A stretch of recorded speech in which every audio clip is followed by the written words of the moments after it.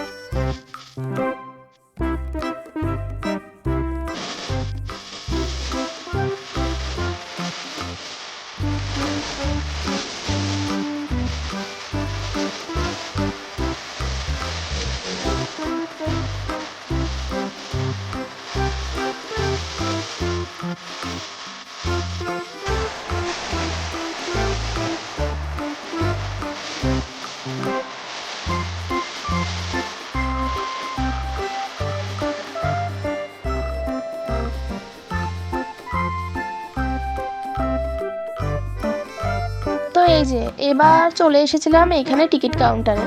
তো এইখানে ওই সপ্তম আশ্চর্য যেটা আছে সেটা দেখার জন্যই গেছিলাম টিকিট কাটতে। তো ওখানে আবার তারা খুচরো টাকা দিতে পারছিল না, সেই জন্য সেখানে আর টিকিট কাটা হলো না। তো তারপরে আমরা আবার এখানে এসেছিলাম মাস্ক গার্ডেনে একটু ঘুরলাম।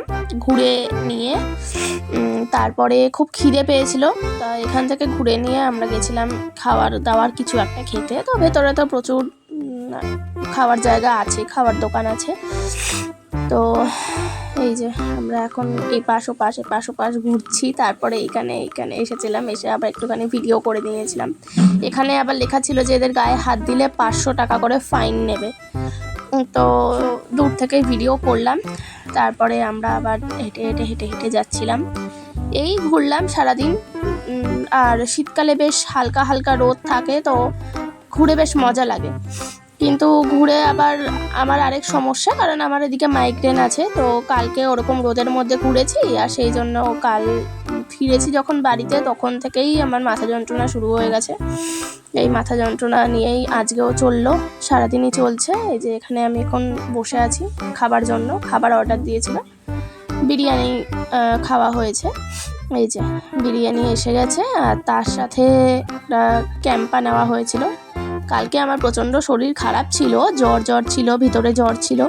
তো তার মধ্যেও যাই হোক খেয়েছি। মানে ওই কোল্ড ড্রিঙ্কস দেখলে যেমন নিজেকে ঠিক রাখা যায় না, সেটা ঠান্ডা লাগুক শীতকাল হোক যাই হোক। তারপরে এখানে টয় ট্রেন দেখলাম, এটা করে পুরো ইকো পার্কটা ঘুরে আর কি দেখানো হয়। সেটা দেখলাম। আর এখানে এই ফোয়ারাটা ছিল সেইটাও ভিডিও করে নিলাম। কালকে যেহেতু শরীরটা খারাপ লাগছিল তো বেশি ভিডিও করতে পারিনি। জাস্ট অল্পই কিছু, কিছু করে ক্লিপিংস নিয়েছি। সেইটুকুই আর কি তোমাদের সাথে শেয়ার করলাম। আর দেখতে, দেখতে বিকেল হয়ে গেছিলো। ঠিক সানসেট যখন হচ্ছে সেই টাইমটায় আমরা এখানে এসেছিলাম। আর এত সুন্দর লাগছিল, এখানে কয়েকটা ছবিও তুলে নিয়েছিলাম। ভীষণ ভালো লাগছিল এইখানে এই সময়টা, মানে খুব ভালো লাগছিল।